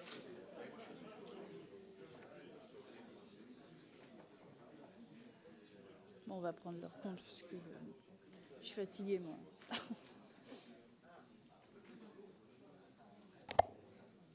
Bon, enfin, c'est... Et combien on prend ? Je peux l'annoncer ou pas ? C'est bon ? Alors, le résultat, il est de 14 pour et 30 contre, donc l'article 1er est rejeté. Nous passons maintenant à l'article 1er additionnel avec l'amendement numéro 4 de Madame Dupont. Merci Madame la Présidente. Alors tout d'abord, je souhaiterais vous partager le fait que je déplore que la majorité de mes amendements aient été considérés comme cavaliers, alors qu'il me semble que leur lien avec cette proposition de loi était bien établi. J'ai entendu qu'une note avait été élaborée, je n'en ai pas été destinataire, donc je vous remercie Madame la Présidente si vous pouvez me la transmettre. Je proposais différentes mesures, par exemple d'instaurer un droit effectif à une alimentation minimale en électricité. Certains collègues ont évoqué, notamment les collègues écologistes, le tarif progressif de l'énergie. Ça s'inscrit, les propositions formulées s'inscrivent dans cet même esprit. Il s'agit d'un travail mené avec le médiateur de l'énergie sous la précédente législature, porté notamment par Mireille Clapeau, notre ancienne collègue de la Drôme. J'avais un autre amendement visant à mieux encadrer la modification en cours de contrat des offres de fourniture d'électricité ou de gaz naturel, ou encore de mieux protéger les entreprises exposées à des frais de résiliation anticipés. Merci. Et donc l'amendement qui a été jugé recevable, le seul, excusez-moi Madame la Présidente, prévoit d'interdire les offres de fourniture d'électricité et de gaz naturel ne permettant pas aux consommateurs d'en connaître le prix au moment où ils consomment. Certaines offres sont en effet indexées sur un prix de marché qui n'est connu qu'a posteriori. L'indice retenu pour la facturation est celui du mois au cours duquel la consommation a lieu. Merci. Oui, alors je précise que la note a été adressée à tous les membres de la commission, en effet, et l'objet avait été précisé de la proposition de loi, et l'objet était bien précisé, c'était celui des prix de l'énergie. Donc, au titre de l'article 45 de la Constitution, nous n'avons pu garder que l'article qui est suffisamment en lien avec l'amendement, qui est suffisamment en lien avec l'objet, qui est celui donc du prix de l'énergie. Madame la rapporteure. Moi, personnellement, Madame Dupont, j'aurais été un peu plus souple. Non, parce qu'en fait, nous sommes favorables à l'ensemble de vos amendements. Donc, nous sommes favorables à celui-ci. Très concrètement, ça vient pointer le doigt sur une pratique particulièrement dangereuse pour les ménages, c'est-à-dire le fait qu'ils sont démarchés aujourd'hui par des fournisseurs qui leur proposent des mensualités et non pas un prix au kilowattheure, des mensualités qu'ils baissent artificiellement en sous-estimant la consommation des dits consommateurs, qui se retrouvent avec les rattrapages dont on a parlé juste avant et qui ont provoqué ma colère parce qu'ils sont réels, sérieux et récurrents, de 200, 300, 400, 500 euros. Voilà, donc nous sommes favorables à votre amendement qui va dans le très bon sens. Merci. Monsieur Allégret-Pilot. Moi, je comprends le sens de l'amendement et je le partage. Par contre, j'ai un problème sur sa rédaction, puisqu'il demande à être informé à l'instant T du prix à l'instant T, ce qui me semble techniquement quasiment impossible. Et donc, peut-être qu'il faudrait le rédiger légèrement différemment pour prévoir des modalités un peu plus strictes d'information. Est-ce qu'il y a d'autres interventions, Madame Dupont ? Non, c'est bon. Dans ce cas, sauf si Madame la rapporteure veut reprendre la parole, dans ce cas, nous procédons à présent au vote sur cet article 1er additionnel et l'amendement numéro 4 de Madame Dupont. Pour cet amendement, qui est pour ? Qui est contre ? Il est donc adopté. Nous passons maintenant à l'examen de l'article 2 avec l'amendement numéro 10 de Monsieur Loubet. Oui, merci Madame la Présidente. Alors comme nous vous l'avons dit, Madame la rapporteure, effectivement, nous voulons baisser les factures énergétiques des Français parce que malheureusement aujourd'hui, le montant de leurs factures est complètement décorrélé des coûts de production et d'approvisionnement de l'électricité et du gaz qu'ils peuvent pour la France. Par conséquent, nous proposons dans cet amendement de corriger certains éléments de votre proposition. Nous proposons notamment de mettre fin à l'Arenh qui est un blocage des prix de l'énergie. D'ailleurs, M. Vogetta, qui a maintenu la Macronie pendant plusieurs années alors qu'elle le dénonçait, c'est un blocage des prix de l'énergie qui a d'ailleurs fortement affaibli le groupe EDF en imposant des tarifs de l'électricité d'origine nucléaire à un niveau bien plus bas que ce qu'il coûte à produire pour EDF. Par conséquent, nous proposons de rétablir un prix français de l'électricité déterminé par le ministre de l'Énergie et de l'Économie. Et nous proposons effectivement, et nous soutenons évidemment votre volonté de restaurer les tarifs réglementés de vente du gaz. Merci, Monsieur Loubet. Madame la rapporteure. Alors, je donnerai un avis défavorable, même si sur le principe, visiblement, nous convergeons, parce que notre rédaction, elle est plus précise. J'explique pourquoi. La rédaction que l'on propose est vraiment, nous définissons une nouvelle formule du calcul du TRVE basée sur les coûts de production avec rémunération normale pour EDF, donc pas de perte, je précise. Là, l'enjeu avec votre amendement, c'est qu'en fait, il laisse à l'État, mais l'État, donc le gouvernement, mais ça peut aussi être la CRE, de fixer le TRVE. Mais on ne sait pas sous quel mode de calcul. Or, aujourd'hui, on pourrait déjà dire que l'État fixe le TRVE. C'est-à-dire que la CRE le fixe selon une équation qui ne nous convient pas du tout. J'ai dit qu'il est indexé sur les prix de marché. Et après, effectivement, le gouvernement peut bloquer un TRVE à un niveau en dessous. Et c'est dans ce cas-là que se déclenche ce qu'on appelle le bouclier tarifaire, qui est la compensation des fournisseurs entre le niveau théorique fixé par la CRE basé sur les prix de marché et le niveau décidé par l'État. C'est le gouvernement, ce qui s'est passé en 2022 et en 2023. Donc nous proposons d'aller plus loin, c'est-à-dire cette PPL fixe elle-même le calcul du tarif réglementé de vente de l'électricité, et avec notre article, nous pouvons le ramener à 141 € le mégawattheure sans toucher à la part fiscalité, sur laquelle le débat est ouvert et sur laquelle je peux partager d'ailleurs certaines propositions de baisser la taxe sur l'électricité de façon progressive. Voilà. Merci. Madame la rapporteure, y a-t-il des interventions? Oui, Monsieur Vogetta. Oui, alors pour revenir sur l'ensemble de l'œuvre conjointe de Monsieur Loubet et de Madame Dufour. Madame Dufour, oui, non mais je vous imaginais à un moment devant votre écran Bloomberg en train de regarder les prix spot de l'électricité, et puis soudain on vous redécouvre en Mère Teresa de la précarité énergétique. Et la définition du misérabilisme, si vous me permettez, la définition du misérabilisme. Est-ce qu'on peut s'écouter les uns les autres? Merci. Je suis interrompu, donc on va. Oui, tout à fait. Vous La prenez définition. votre temps et s'il vous plaît, D'accord. on laisse parler jusqu'à la fin chacune des oratrices et orateurs. Merci. La définition du misérabilisme consiste, je cite, à insister sur les aspects les plus misérables de la vie sociale de manière complaisante et répétitive. Et je suis désolé, mais entendre dans la bouche de certains ici que la moitié de la population française ne peut pas se chauffer correctement, c'est un mensonge, c'est du misérabilisme. On est tous élus par des Français dont certains sont en difficulté, souffrent de la précarité énergétique. En revanche, on ne peut pas caractériser cette précarité comme affectant une proportion disproportionnée de la population. Oui, la précarité énergétique existe, bien sûr, mais ne niez pas notre légitimité à représenter, nous aussi, des électeurs dans la réalité de leur existence commune. Oui, luttons contre la précarité de certains qui en sont affectés, mais ne caractérisons pas de cette manière-là. Monsieur Vogetta. Monsieur Loubet. Merci, Madame la Présidente. Pour répondre à Monsieur Vogetta, sondage au Doxa, 3 Français sur 4 baissent leur niveau de chauffage pour limiter la facture, et la moitié peinent à payer leur facture d'électricité. Donc oui, Monsieur Vogetta, il y a de la misère dans le pays. Oui. S'il vous plaît, est-ce qu'on peut s'écouter écouter chacune et chacun? Merci.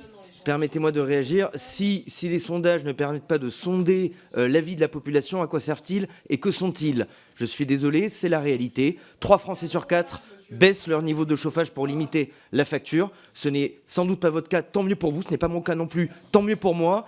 Mais acceptez de considérer que tous les Français n'ont pas le même niveau de vie que nous, qui sommes députés. Je pense que nous sommes en train de parler d'un sujet très important qui concerne le pouvoir d'achat des Français, mais pas que. Il concerne aussi la compétitivité de nos entreprises. Et Monsieur Vogetta, ces dernières semaines, malgré l'autosatisfait indécent du gouvernement quant au bilan économique de Monsieur Le Maire, catastrophique, et notamment en matière d'industrie, eh bien, vous voyez bien que ces dernières semaines, il y a eu une cascade d'annonces de plans sociaux pour le seul fait ou le fait essentiel en tout cas d'être lourdement pénalisé à Merci. cause des factures énergétiques. Merci, Monsieur Loubet. Monsieur Lenné. Merci Madame la Présidente. On voit que Monsieur Vogetta essaye de détourner l'attention en citant le Larousse ou le Robert, je ne sais pas. Mais en vérité, il évite de parler du fond. Non, il y a des Français qui ont froid l'hiver, il y a même des Français qui ont trop chaud l'été, et vous appartenez à ce qui, je sais pas, le socle commun qui n'est ni un socle et qui n'a rien de commun, et qui soutient un projet de loi de finances qui va rien faire, qui va diminuer les crédits de MaPrimeRénov', du fonds vert, du fonds chaleur, etc. Et j'aimerais vous entendre sur le fameux article 4 de ce PLF et le dispositif post-Arenh, et savoir de quel côté vous êtes. Est-ce que vous êtes du côté du ministre à Bercy, Monsieur Armand, qui dit qu'il faut renégocier l'accord entre l'État et EDF, ou est-ce que vous êtes du côté de Madame Olga Givernet, qui nous a répondu que, en fait, il y avait urgence et qu'il fallait rien toucher, qu'il fallait faire ce fameux mécanisme post-Arenh. Est-ce que vous allez tordre le bras ou soutenir le gouvernement qui va tordre le bras de l'Assemblée qui a voté très largement contre cet article 4 ? Parlez-nous du fond, Monsieur Vogetta. Madame la rapporteure, souhaitez-vous réagir? Oui, vous voyez, on peut être à la fois sur les sites de Bloomberg et de RTE et puis avoir un cœur. C'est peut-être ça aussi.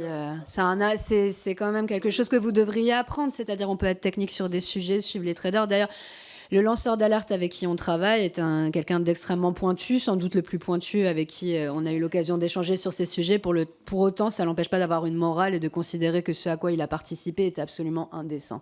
Donc, parenthèse fermée, effectivement, sur le fond, en fait, ce qui est très, très agaçant, c'est que, encore une fois, la Cour des comptes pointe votre échec. Le rapport RTE dit que les prix de l'électricité européen vont rester indexés sur celui du gaz 75% du temps d'ici 2035, alors que la France ne consomme que 5% de gaz. Tous les rapports concordent pour dire que vous avez fait globalement n'importe quoi. Aujourd'hui, on a deux autorités étatiques différentes, l'autorité de la concurrence et la CRE, qui disent deux choses différentes. Il y en a une qui dit il faut maintenir le TRVE, l'autre dit il ne faut pas maintenir le TRVE. Et alors, il ne faut pas maintenir, mais il faut garder les avantages tout en préservant la concurrence. On n'y comprend plus rien. Visiblement, effectivement, au ministère, il y a une cacophonie aussi, puisqu'ils ne sont pas d'accord. Donc, je suis désolée d'exprimer que le sérieux est sans doute davantage sur ce sujet-là du côté de la représentation nationale. Merci Madame la rapporteure. J'annonce qu'il y a une demande et donc il y aura un scrutin public de la part de 8 députés pour l'article numéro 2. Nous passons maintenant à l'amendement numéro 12 de Madame Dufour. Madame la rapporteure.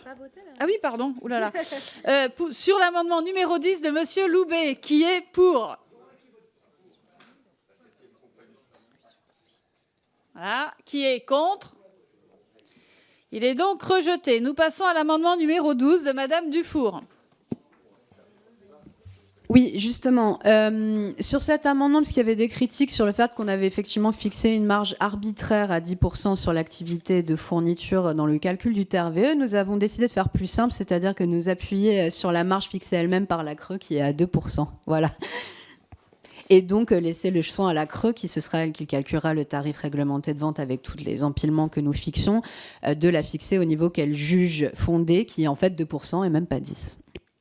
Alors, s'il n'y a pas d'intervention, je propose de passer tout de suite au vote sur cet amendement numéro 12 de Madame Dufour. Qui est pour?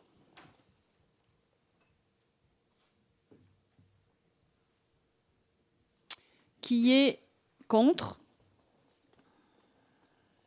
Il est rejeté. Nous passons maintenant à l'amendement numéro 13 de Madame Dufour.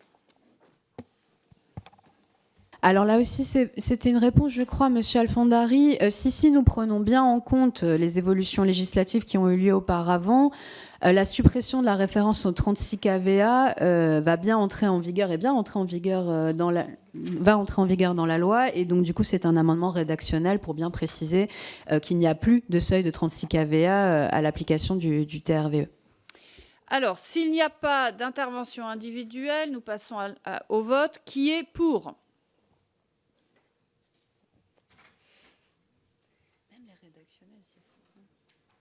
Je précise que c'était la position du gouvernement. Alors, bon, d'accord. Bon. Qui est contre? Il est adopté. Nous passons à l'amendement numéro 14 de Madame Dufour. Oui, là, c'est vraiment un rédactionnel parce que la rédaction écrasait un autre article du Code de l'énergie qu'on ne voulait pas écraser, tout simplement. Merci, Madame la rapporteure. S'il n'y a pas d'intervention individuelle, nous passons maintenant au vote sur l'amendement numéro 14 de Madame Dufour. Qui est pour? Qui est contre? Il est adopté. Et nous passons maintenant au scrutin public sur l'article numéro 2. Donc je vais procéder comme tout à l'heure à l'appel nominal. C'est parti. Alors, Monsieur Xavier Albertini. Contre. Monsieur Laurent Alexandre. Pour. Pour. Monsieur Henri Alfandéry. Dari. Monsieur... Ah non, pardon, il est pas là. Monsieur Alexandre Allégret-Pilot. Pour. Monsieur Charles Aloncle. Il n'est pas là. Monsieur Maxime Amblard. Il n'est pas là. Madame Ségolène Amiot. Pour. Pour. Monsieur Christophe Barthès. Pour. Madame Delphine Bateau. Pour. Madame Marie-Noël Baptiste, elle n'est pas là. Monsieur Karim Benbrahim n'est pas là. Monsieur Thierry Benoît n'est pas là. Monsieur Benoît Biteau. Pour. Monsieur Philippe Bolo. Contre. Monsieur Éric Botorel. Contre. Madame Blin n'est pas là. Monsieur Stéphane Buchou. Contre. Madame Françoise Buffet. Contre. Monsieur Pierre Cazeneuve n'est pas là. Monsieur Robin Daubier n'est pas là. Monsieur Julien Dive n'est pas là. Madame Alma Dufour. Pour. Monsieur Iñaki Etchaniz n'est pas là. Monsieur Frédéric Falcon n'est pas là. Monsieur Charles Fournier. Abstention. Monsieur Julien Gabaron. Pour. Monsieur Antoine Gauliot. N'est pas là. Madame Géraldine Grangier. Pour. Madame Olivia Grégoire. Contre. Madame Zayam Dan. Pour. Pour. Monsieur Harold Duvart n'est pas là. Monsieur Jérémy Gordaf n'est pas là. Madame Lemeline Kabidi. Pour. Monsieur Maxime Lenné. Pour, pardon. Pour. Monsieur Thomas Lam n'est pas là. Madame Hélène Laporte n'est pas là. Madame Laure Lavalette n'est pas là. Madame Anaïg Lemeur. Contre. Madame Nicole Lepé n'est pas là. Madame Marie Lebec. Contre. Monsieur Robert Le Bourgeois. Pour. Monsieur Pascal Lecor n'est pas là. Monsieur Guillaume Lepers n'est pas là. Monsieur Hervé Delépinaud. Pour. Monsieur Laurent Lardy n'est pas là. Monsieur Alexandre Loubet. Pour. Madame Sandra Marceau. Contre. Monsieur Patrice Martin. Et là ou pas, elle n'est pas là, non. Monsieur Max Mathiazin n'est pas là. Monsieur Nicolas Maisonnet n'est pas là. Madame Manon Meunier. Pour. Monsieur Paul Midi. Contre. Madame Louise Morel. Contre. Monsieur Christophe Negelen n'est pas là. Monsieur Philippe Naillet n'est pas là. Madame Sandrine Osbé. Pour. Monsieur Jérôme Nury. Abstention. Madame Sophie Panonacle n'est pas là. Monsieur Stéphane Peu n'est pas là. Monsieur René Pilato. Pour. Monsieur Dominique Potier n'est pas là. Monsieur Richard Ramos n'est pas là. Monsieur Joseph Rivière. Pour. Monsieur Vincent Roland. Ah ben non, si c'est bon. Ah ben non, il n'est pas là, pardon. Madame Valérie Rossi n'est pas là. Monsieur Boris Tavernier est là. Pour. Madame Mélanie Thomas n'est pas là. Monsieur Lionel Tivoli. Pour. Monsieur Stéphane Travers n'est pas là. Madame Aurélie Trouvé. Pour. Monsieur Jean-Pierre Vigier. Abstention. Monsieur Frédéric Weber. Pour. Je pense qu'il passe. Il passe.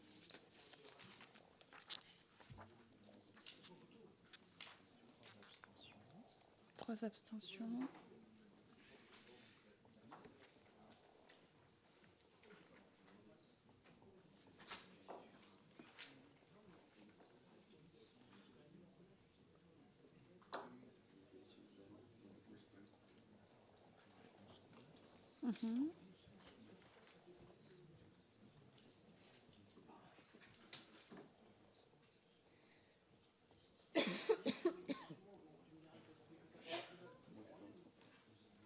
C'est bon?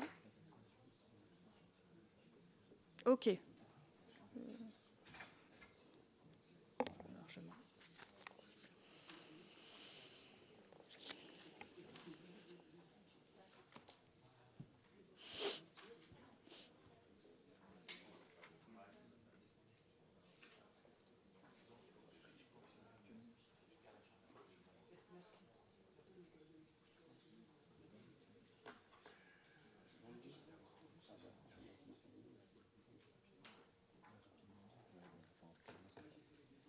Bon, je peux y aller, je peux dire 22. Hein, je peux y aller, non? Donc, les résultats, nous avons 3 abstentions, 11 contre et 22 pour. Donc, l'article numéro 2 est adopté. Nous passons maintenant au dernier article, l'article 3, avec l'amendement numéro 15 de Madame Dufour. Madame la rapporteure. Oui, en fait, c'est juste rédactionnel. C'est pour supprimer la codification de l'article, puisqu'il s'agit... pardon. Ah oui, voilà, pour supprimer la codification de l'article, puisqu'il s'agit de mesures temporaires. Et là, il y avait effectivement le fait qu'on précise que le prix serait bloqué en dessous pour les territoires d'outre-mer. Je vous remercie, Madame la rapporteure. Y a-t-il des interventions? Monsieur Loubet. Merci, Madame la Présidente. Oui, Madame la rapporteure, comme j'ai eu l'occasion de vous dire, effectivement, pour baisser les factures des carburants qui pèsent véritablement sur le quotidien des Français, le Rassemblement national aurait préféré défendre une baisse du taux de TVA sur les carburants, étant donné que, de notre point de vue, il s'agit d'un produit de première nécessité. Nous aurions préféré passer ce taux de 20% à 5,5% comme l'ensemble des produits de première nécessité. À défaut de pouvoir le faire, nous soutiendrons cet article numéro 3 qui vise donc, comme vous le proposez, à encadrer les marges brutes de raffinage pour modérer les prix des carburants. Ça permettra effectivement de contrôler les surprofits des sociétés de raffinage tout en apportant une baisse des factures. Par conséquent, vous aurez notre vote favorable sur ce point. Merci. Monsieur Botorel. Oui, merci Madame la Présidente. Puisqu'on arrive à la fin de ce texte, je voulais revenir sur les propos que tenait tout à l'heure Madame la rapporteure en disant que tout le monde s'accordait à dire que tout ce qu'avait fait la précédente majorité, c'était n'importe quoi, y compris la Cour des comptes. Alors je vais vous citer un passage du rapport de la Cour des comptes sur les mesures exceptionnelles de lutte contre la hausse des prix de l'énergie. Je cite: les mesures de réduction des hausses des prix de l'électricité, du gaz et des carburants ont permis aux ménages français de bénéficier de prix en moyenne plus bas que leurs voisins européens.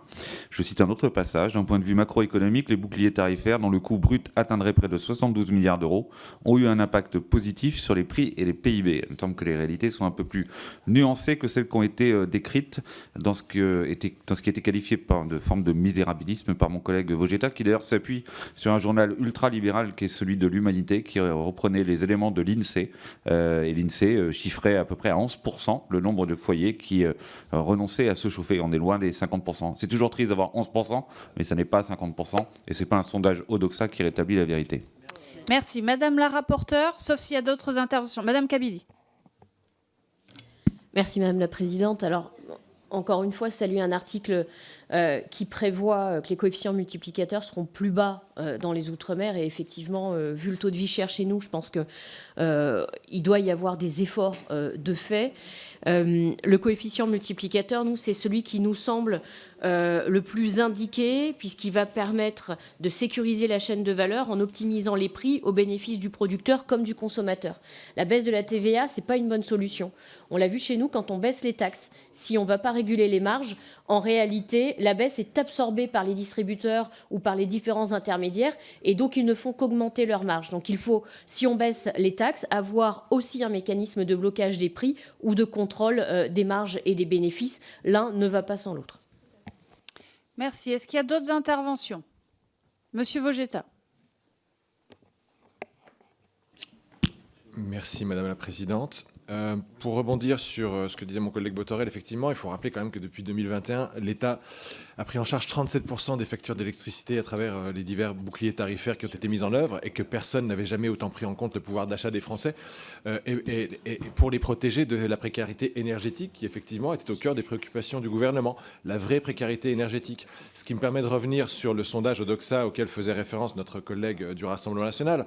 Moi je lis effectivement 62% des Français ont décidé de limiter leur consommation d'énergie, ce qui ne leur a permis de chauffer correctement leur logement. Moi, ce que je comprends, c'est que dans les 62% des Français, si on regarde les statistiques de l'INSEE, ça veut dire qu'il y a des personnes qui gagnent plus de 30 000 euros par an qui ont décidé de baisser, enfin de ne pas chauffer correctement leur logement. Qu'est-ce que ça veut dire? Il y a parfois de bonnes raisons pour ne pas chauffer correctement votre logement. Si pour vous, la définition de chauffer correctement votre logement, ça veut dire avoir toutes les pièces à 23 degrés en permanence, 24 heures sur 24. Donc, si certains ont pris la décision raisonnable de baisser les radiateurs pour notamment réduire la facture d'électricité, ça me paraît très bien. Merci. Monsieur Delépinot.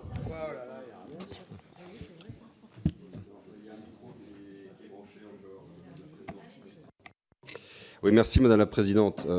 J'entends une fois de plus que l'État a pourvu, donc par conséquent, il y a une mesure favorable au pouvoir d'achat.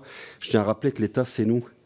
Donc à partir du moment où vous avez pratiqué ce bouclier dans la durée, la note finale, les contribuables, de toute façon, la paieront. Donc c'est un différé en fait d'impôts, de charges, tout ce que vous voulez. Vous trouverez la qualification qui vous plaît. Deuxième point, mais quel mépris que de considérer que les Français cherchent à se promener en slip dans leur appartement avec du 23 degrés partout. Enfin, je veux dire, il faut arrêter cette espèce de vision complètement idyllique du confort que souhaite tout à chacun.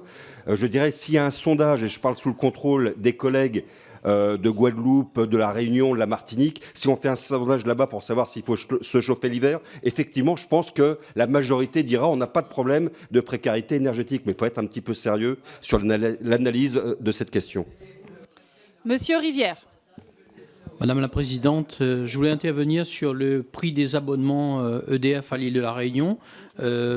Les abonnements, ils sont progressifs et ils augmentent progressivement en fonction des capacités et des volumes qu'utilisent les consommateurs. Y a-t-il moyen de légiférer là-dessus pour avoir une constance et une harmonisation de l'abonnement?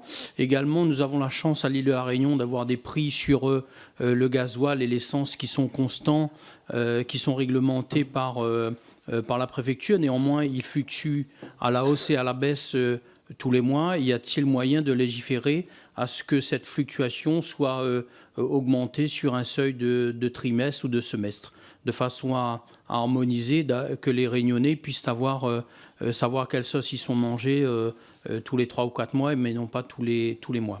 Merci à vous. Merci. Madame la rapporteure, sauf si c'est bon, il n'y a plus de demande d'intervention. Madame la rapporteure.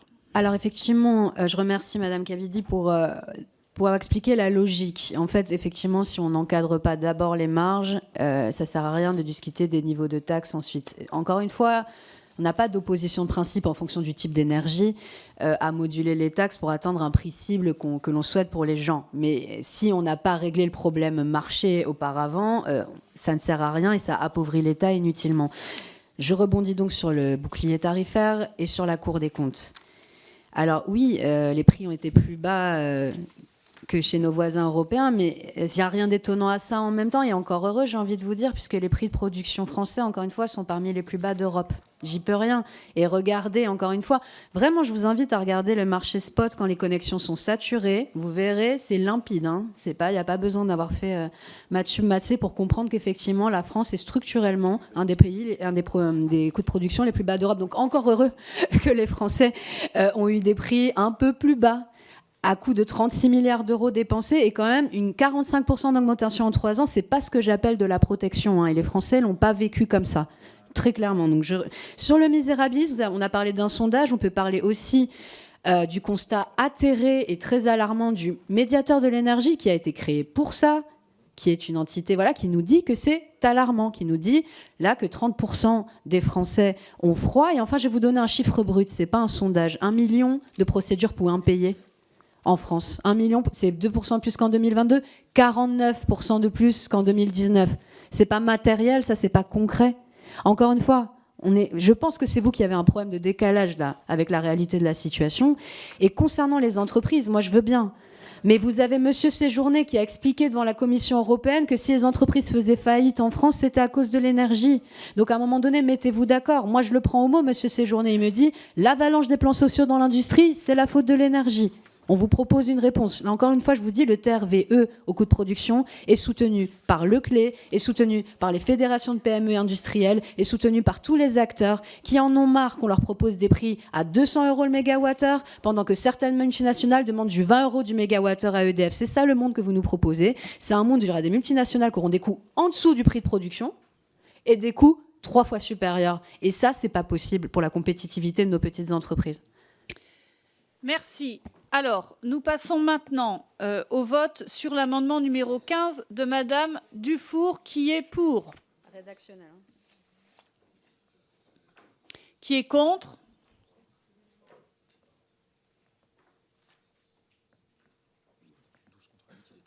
Il est adopté. Nous passons maintenant au vote sur l'article 3. Qui est pour l'article 3? Qui est contre? Il est adopté. Nous passons maintenant au vote sur l'ensemble de la proposition de loi visant à bloquer les prix de l'énergie dans l'Hexagone et les Outre-mer. Donc, je vous rappelle que l'article 1 a été rejeté, l'article 1er additionnel a été adopté, l'article 2 a été adopté et l'article 3 a été adopté. OK ?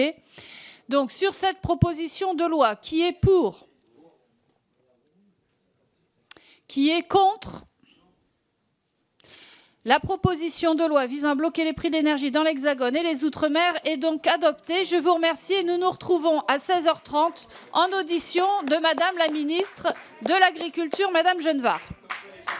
Merci à tous, vraiment.